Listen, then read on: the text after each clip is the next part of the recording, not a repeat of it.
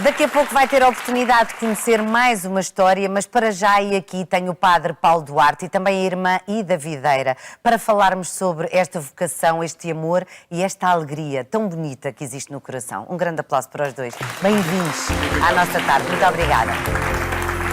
Bom, ouvimos há pouco uma freira, agora se calhar, invertendo as regras da boa educação, se não se importa, irmã Ida, vamos ouvir também um padre, até porque já não é a primeira nem a segunda vez que tenho a possibilidade de ouvir o padre Paulo, que tem também uma história diferente. Afinal, quem é que também quer ter uma história igual às outras, não é? No seu caso em particular, a sua vida extra-igreja, antes da igreja, era assistente de bordo. Trabalhava nos aviões, viajava pelo mundo inteiro, conhecia homens e mulheres diferentes todos os dias. Agora continua no reino dos céus, é verdade. Mas de uma perspectiva diferente. Quando é que se fez a mudança dentro de si? Enfim, acho que, bem, antes de mais, boa tarde, obrigado também pelo convite. Acho que não é uma coisa também automática, quase como, se calhar, para algumas pessoas, e enfim, conhecemos tantas vocações e pode acontecer. Sim, muito resumidamente, mesmo esse é o meu encontro com a Igreja, pode-se dizer. Eu fugi da catequese, literalmente, quando tinha 7 anos. Voltei lá depois do processo de uma morte de uma grande amiga na adolescência. Entretanto, vivi os sacramentos, primeira comunhão, etc. Portanto, há ali um aproximar. E sim, é verdade que aí já despontou isto de eventualidade de ser padre, mas na altura o ser veterinário era mais forte. Bem, entretanto, sou de Portimão, vou estudar para Lisboa e conheço, estou a estudar, mas também concorro à companhia aérea e conheço o Centro Universitário Padre António Vieira, o COPAV, também como é designado, e aí conheci os jesuítas. E começa um processo de inquietação, é verdade, e sobretudo numa peregrinação, onde pela primeira vez eu já tinha feito no ano anterior a peregrinação chamamos dos centros universitários, e no ano seguinte foi pela primeira vez que servi, em que fui na equipa de apoio. Não fui a caminhar, mas fui na equipa de apoio. E a sensação, no final de um serviço que eu nunca tinha vivido desta forma na vida, começou a despontar. E lembro-me que nessa peregrinação, um dos padres propôs a todos os peregrinos, vamos pensar o que é que Deus quer para mim, o que é que eu quero para Deus. E sim, foi algo forte, que eu emocionei-me toda uma tarde, e de repente, padre jesuíta, e comecei um processo de discernimento. Interior, sim. E a voar. E a voar literalmente. Continuava a trabalhar? Continuava a trabalhar, sim, até tomar a decisão. E, de facto, a decisão aconteceu, nós jesuítas, enfim, é da Companhia da Espiritualidade, Santo Inácio de Loyola, o nosso fundador, pensou uma metodologia de retiro, são os exercícios espirituais, e fiz os exercícios espirituais mais direcionados para a vocação, para pensar de uma forma muito séria. E aí sim, se calhar é verdade, a imagem hoje é um bocadinho... Mas foi o que aconteceu. Estava numa agitação muito grande, porque curiosamente nesse ano eu passei efetivo na companhia. E nós sabemos, quer dizer, na altura eu tinha 23 anos, e tive 23 anos, comissário de bordo, não posso queixar do que ganhava, etc. Mas uma agitação interior muito forte. E o que é que se passa? Mas que ao mesmo tempo quase uma confirmação a dizer, olha, deixa tudo. Não é isto. Foi na Costa Nova, em Aveiro, a casa de retiros, estava mesmo num pontão, passa um avião, eu estava mesmo agitado, e o avião passa, e escutei, enfim, isto tem muito que se lhe diga, mas deixa-o ir que já não te pertence. E a paz interior que de facto senti, que muitas vezes, quer dizer, tenho 16 anos de jesuíta e de vez em quando temos oscilações e temos agitações, e eu acho que faz parte do processo. E volto a esse deixa-o ir que já não te pertence. E depois dá-se a famosa mudança de companhia, porque os jesuítas é a Companhia de Jesus, portanto a companhia era para a Companhia de Jesus. Mas que, por isso foi um processo e chegar a um ponto de... Não é fácil. Eu estava a ouvir a irmã e a dizer, de facto, ir contando aos pais, porque obviamente foi o verão mais quente da minha vida, não é? Faço ideia. Eu sou filho único e contar é sempre um desafio. Como é que os seus pais reagiram? Não foi assim de muito simpático de todo. Claro que ao longo dos anos, não é? E ao perceberem de facto a felicidade que nós acabamos por viver e testar, e como nós sentimos, e sobretudo, acho que é mesmo a experiência de ao longo dos anos aprender a nos conhecer em profundidade. Achei muito bonito o Frederico a comentar que rezava muito, agora antes estava a escutá-lo e que bonito. No fundo é isto, como é que a oração e como é que o nosso caminho interior também nos ajuda a abrir perspectivas e a descobrir uma felicidade maior. E a felicidade maior não é um contentamento de estarmos sempre sorridentes e felizes, mas é algo mais profundo.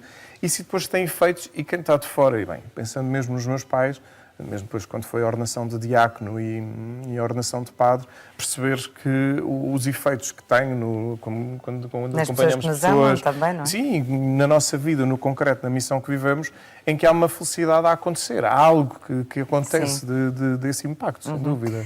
Irmã Ida, bem-vinda também.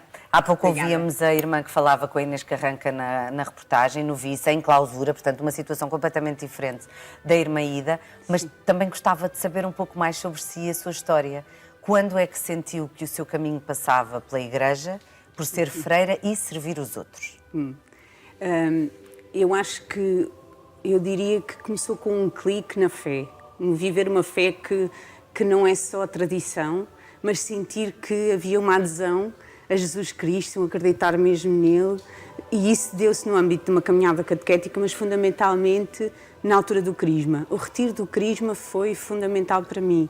Lembro-me que na altura fiquei literalmente à rasca, quando na altura de um compromisso, assim com uma foto de Jesus assim desempoeirada, dizia lá, eu preciso de ti, e eu...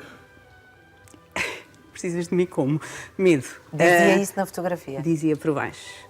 E depois tínhamos que estabelecer um compromisso. E eu, nessa altura, o compromisso foi para o que tu quiseres. Não sabia eu as voltas que a vida ia dar. E a vida estava encaminhada para ser o quê? Eu acho que eu andei na dúvida entre casar e ter filhos, mas não foi logo óbvio a vida religiosa. Mas eu estava no ensino secundário e vinha a disciplina de Educação Moral Religiosa Católica e tive uma irmã Doroteia, uma freira, como professora. E lembro-me que a primeira aula que tive com ela, e que ela disse, eu sou a irmã Margarida, sou freira, eu fiquei o resto da aula assim. Como é que uma freira está aqui, não é a sua primeira...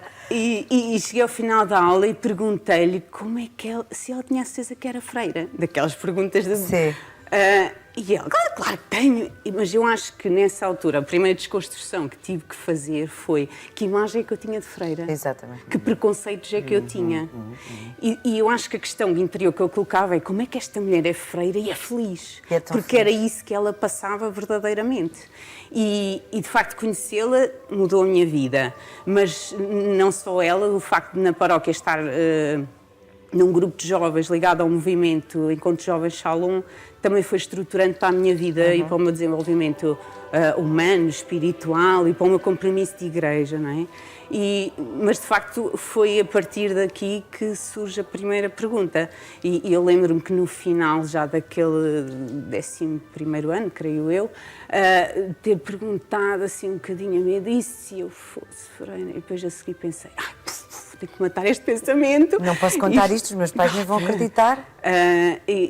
Pronto, e entretanto achei que tinha que levar esta pergunta a sério, embora muito dividida, se era para um lado, se era para o outro. Qual foi a primeira pessoa com quem partilhou essa dúvida ou essa vontade?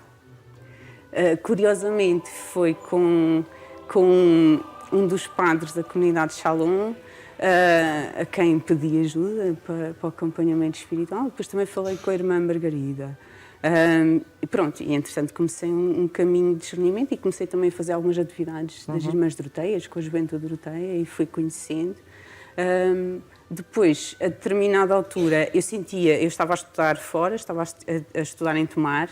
Entretanto, entrei na universidade.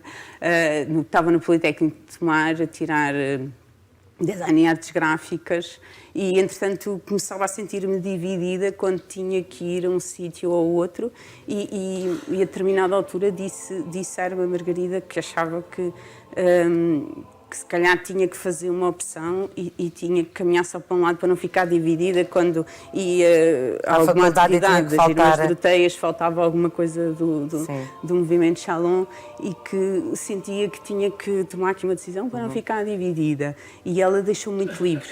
Lembro-me perfeitamente, olha Ida, é o que te der mais jeito, o que tu sentires, para onde tu caminhares, o que nós queremos é que sejas feliz, portanto. E na realidade é feliz. Sou muito. E o Padre Paulo é feliz. Sim. E esta alegria, esta felicidade merece o nosso aplauso, porque é o que todos procuramos na vida, não é? Independentemente de tudo o resto. Se me permite, Tânia. Obrigado. Acho que ainda eu gosto muito, nós em português, na língua portuguesa temos, e é bom, esta diferença, esta pequenina diferença que para mim às vezes é importante, que é o ser e o estar. Nós somos felizes, mas às vezes podemos não estar felizes. Precisamente. E acho que esta diferença parece que não, que é uma simplicidade de verbos, mas tem um significado muito profundo. Porquê? Porque muitas vezes na nossa vida acompanhamos, obviamente, muita animação, muita festa quando estava no colégio, agora mesmo também na casa de espiritualidade, mas também acompanhamos muito sofrimento. Claro. E muitas vezes esse lado empático, que é de sermos felizes e de mostrar que há algo ou alguém maior, que nós acreditamos, Deus, Jesus Cristo, que pode ajudar nesse caminho de maior sofrimento, e a empatia também é fundamental. E, portanto, às vezes aquela coisa de quase obrigar a pessoa que está a passar um processo de sofrimento a ser rapidamente feliz. Não é assim. Pois não. E o ser e o estar, de facto, eu sou profundamente feliz e sinto isso, e que estávamos há pouco também à conversa também sobre isto, mas de vez em quando estamos tristes. Verdade. Com o mundo. E é isto também, acho que esta tristeza, às vezes de estarmos tristes, pode-nos ativar algo, que é o que é que nós podemos continuar a fazer para que este mundo possa ser melhor. Muito bem. E que sentido é que damos à tristeza e ao sofrimento? Exatamente. Sim. Porque não tem que nos esmagar, não é? Claro. Mas se lhe damos um sentido e se, sobretudo, não fugimos dele, mas percebemos o que é que este sofrimento tem a dizer à minha vida. Atravessamos quase, O que é que... Exato. Temos que o ler. E ler o que o sofrimento tem a dizer, a dor também tem de ser atravessada, se Como é que calhar. levamos luz à sombra, no fundo, quase esta imagem que a sombra pode ser muito positiva e pode ser bastante... O sofrimento pode ser enriquecedor. Deus não deseja o sofrimento, mas se ele acontece, como é que nós o podemos atravessar e a partir daí nos tornarmos pessoas mais livres, mais autênticas e mais profundamente felizes? Há aqui um lado, Irmaída, de alegria e de paz, que de facto só consegue explicar quem sente, não é? E todos nós aqui neste estúdio de repente ficámos de facto muito atentos. Como é que, em clausura ou não, um chamamento ou uma definição ou uma vocação que efetivamente percebemos que é nossa, nos torna mais felizes. E é o único caminho da felicidade. Estava a pensar que a irmã já disse tudo, é estar no sítio certo. De facto, é o sentir que é ali. Eu dava-me conta a determinada altura e no âmbito do caminho de discernimento que tinha a minha vida preenchida com imensas coisas. Uma das minhas paixões é Jesus Cristo, sim, a outra é a juventude. E de repente eu estava metida em vários grupos juvenis, entre ser animadora de grupo de jovens, entre estar no conselho pastoral, entre estar a dar catequese, imensas coisas que eu tentava que preenchessem alguma coisa que não era preenchida só com coisas. E não é o fazer que dá sentido mais profundo à nossa vida e à nossa existência. É sobretudo o ser e o estarmos inteiros onde nos sentimos chamados. Eu, a determinada altura, e no âmbito de uma experiência missionária, eu fui em missão ao Brasil, isto já a trabalhar, tive um mês de férias, foi para ir em missão ao Brasil, e a determinada altura eu dou-me conta que o que me fazia feliz, e não era preciso muita coisa para me fazer feliz, o essencial chega. Não é preciso muita coisa. E de repente eu dava-me conta que não dá para calar o amor. Não dá. Foi esta a frase que me ficou da missão. Não dá para calar o amor. Tão bonito. Padre Paulo, não me vou esquecer dessa frase nunca. Não dá para calar o amor. Isto em qualquer vocação, Sim, atenção. sim, Não é só na claro. nossa, é em todas. Sim. E se a levarmos a sério e cuidarmos... Está tudo certo. Dá para calar o amor de mãe? Não, não dá para calar o amor. Mas era exatamente por aí. E esse retorno de questão faz todo o sentido para a pergunta que lhe ia fazer agora. Para quem não acredita, para quem não sente o chamamento, já independentemente de seguir a vocação de padre ou freira, Claro. Quem não acredita na religião é difícil explicá-la. É quase impossível fazer alguém acreditar numa coisa que não vê. Que não vê com estes olhos que nós aqui temos. Mas qual é a força de uma oração? Se calhar, antes de ir para uma força de uma oração, enfim...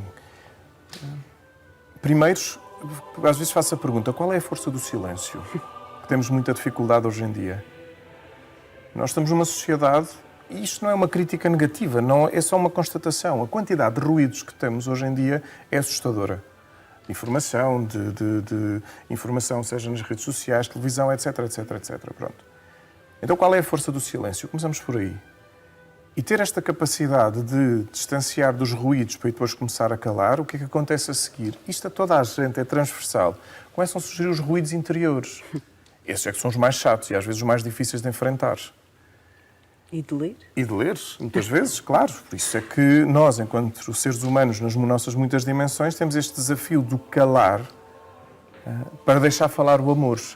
E o amor próprio é uma exigência que ainda estou ao nível que eu acho que é transversal a toda a gente. Não falei aqui ainda da dimensão, diria, da fé religiosa. O que é que acontece quase de algo novo? Depois esse silêncio, e quando nós vamos limpando estes ruídos, se calhar chegamos a uma profundidade maior, quase como que alguém existe para nos transformar. E a oração, então encontrar alguém, claro, obviamente, entramos sempre num campo religioso da fé que implica um ato de confiança. Então aí onde é que eu vou? No nosso caso, enfim, penso muitas vezes que vou ao Evangelho. E às vezes, há pouco tocámos nisto, a quantidade de preconceitos e estereótipos que andam à volta do contexto religioso, do Evangelho, que é beato, que é logo, ia bem, essa coisa que é meio estranha. Mas quando entramos no texto, no significado do texto, o que é que Jesus fez, como é que Jesus acontece na humanidade, por aí fora, e então como é que nós podemos trazer à oração a força luminosa que Jesus desafia cada pessoa. E é muito curioso, porque, por exemplo, Jesus a ninguém obrigou a acreditar-se em quem for. O desafio de Jesus foi que cada pessoa fosse o mais autêntica de si própria. E, curiosamente, os mandamentos, quando eu reduzo os mandamentos a amar a Deus sobre todas as coisas, o que diz é cuidado com os absolutos. A quantidade de absolutos que nós temos e que podem ser pessoas, sentimentos, ídolos, etc. E logo a seguir, este desafio que é extremamente exigente. Amar o próximo como a si mesmo. E a oração, no fundo, este desafio do amor, a partir de uma experiência de Jesus, o que vai acontecer é levar-me a um amor mais profundo. E esse amor, o que acaba por acontecer? A oração transforma-me. Por isso é que eu digo, faço aqui o caminho do silêncio. E, portanto, estas irmãs de clausura muitas vezes desafiam-nos a recordar a experiência do silêncio.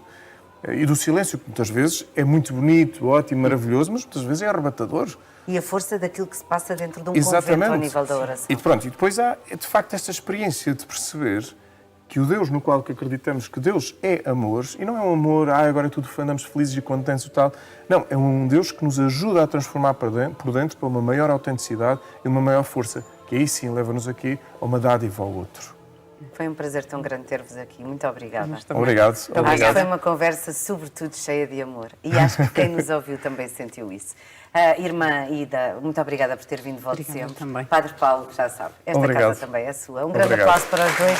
Um grande aplauso para todas as freiras, todos os padres, todas as pessoas que com amor tentam ajudar os outros, como a si mesmos. Vou dar um recado.